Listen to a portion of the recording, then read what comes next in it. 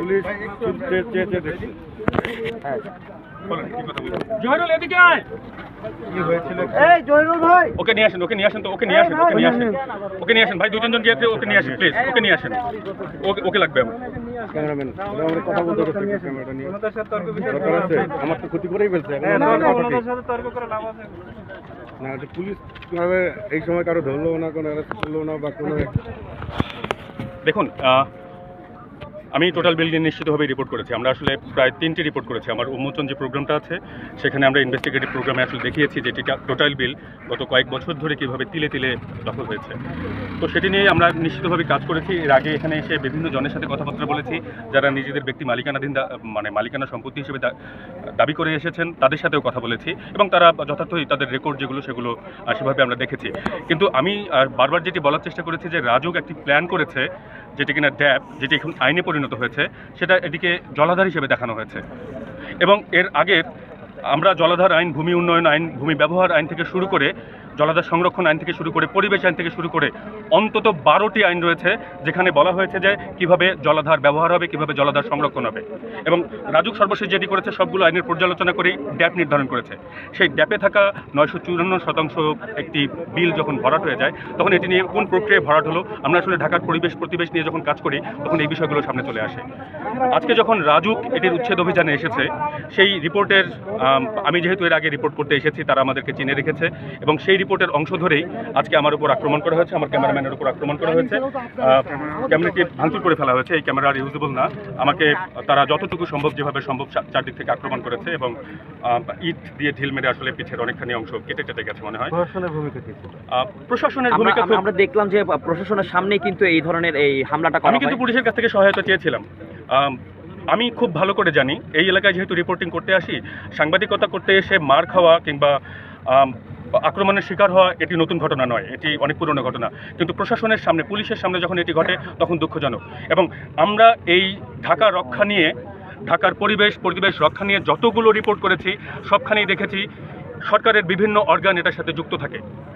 থেকেই এই দখল ভরাট থেকে শুরু করে ঢাকার পরিবেশ যা কিছু ধ্বংস হয়েছে সরকারের প্রত্যক্ষ মদতে হয়েছে, সরকারের বিভিন্ন অর্গানের প্রত্যক্ষ মদতে হয়েছে। আজকে আমার উপর যে আক্রমণের ঘটনা সেটির একটি নামান্তর, এটি প্ল্যান করা হয়েছে। আমরা ঘটনাগুলো শুনতে পেয়েছি এবং সবচেয়ে বড় ব্যাপার হচ্ছে যে এই বিল যখন ভরাট করা হয়েছে তখন সবার চোখের সামনেই ভরাট করা হয়েছে। আমার আসলে কিছু বলার নেই। রাখতে হলে ঢাকাকে যদি আমাদের ভবিষ্যৎ প্রজন্মের জন্য সুরক্ষিত রাখতে হয় তাহলে ঢাকাকে রক্ষা করতে হবে।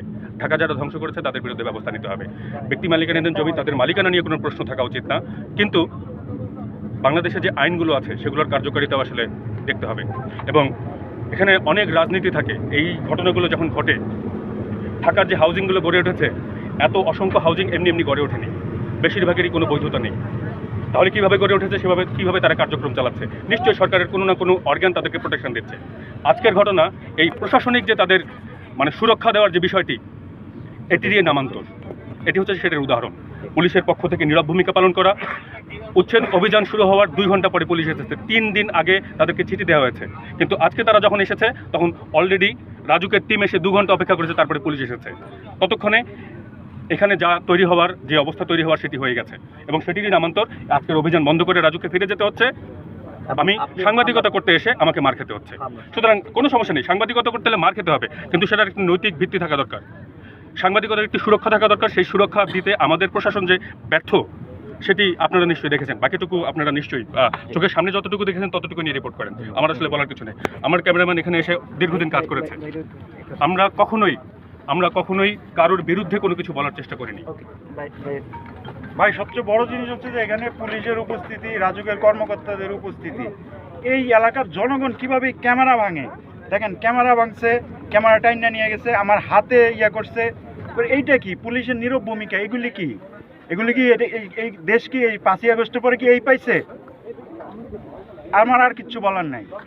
এই কি মানে এটা একটা বিল, এটা একটা উচ্ছেদ করা, মানে অবৈধতার একটা সীমা আছে। মানুষ এইভাবে করে জমি জমা সব ফসলি জমি সব ভরাট করে তারা বসতি করতেছে। এটা রাজুক উচ্ছেদ করতেছে, সেইখানে ছবি তুলতে আসে যদি এই অবস্থা হয় এবং পুলিশ প্রশাসনের সামনে আর কিচ্ছু বলার নেই। আপনি দেখলাম যে আপনার ক্যামেরায় হামলা করা হয়েছে এবং হ্যাঁ, আপনার- ক্যামেরা হামলা করা হয়েছে। শরীরের বেশ কিছু জায়গায় আপনি কেটে গেছে, যদি একটু আমার হাত কেটে গেছে, ক্যামেরা টানাটানি করতেছে ওনাদের সামনে, এই যে এখানে এখন উপস্থিত আছে সবাই এর সাক্ষী, এবং এদের ইন্ধনেই হয়েছে, ঠিক আছে, এবং পুলিশও এখানে উপস্থিত, কিন্তু কেউ ধরে আসে নাই যে ক্যামেরাটা দুইজন লোক ধরে টানতেছে, ইয়া করতেছে, কেউই আগায় না। তাহলে এগুলি কি রাজনৈতিক ছত্রছায়ায়? তাহলে ভবিষ্যৎ এই প্রজন্ম কি হবে, এটাই হচ্ছে আমাদের জানার বিষয়। কিছু বলতে চাচ্ছিলেন? না কিছু না, এখানে অনেকগুলো রাজনীতি আছে ভাই। আওয়ামী লীগের আমলে রাজনীতি ছিল, বিএনপির আমলে রাজনীতি ছিল, কাদের প্রত্যক্ষ মদদে আওয়ামী লীগের আমলে যেমন আওয়ামী লীগের ছত্র ছাড়াই এখানে এই সবকিছু ঘটে গেছে। এখন বিএনপি আসবে, এখন ক্ষমতায় আসেনি, তাদের ছত্র ছায়া এখানে সবকিছু ঘটছে কিনা সেটি আপনাদের দেখার দায়িত্ব রইল।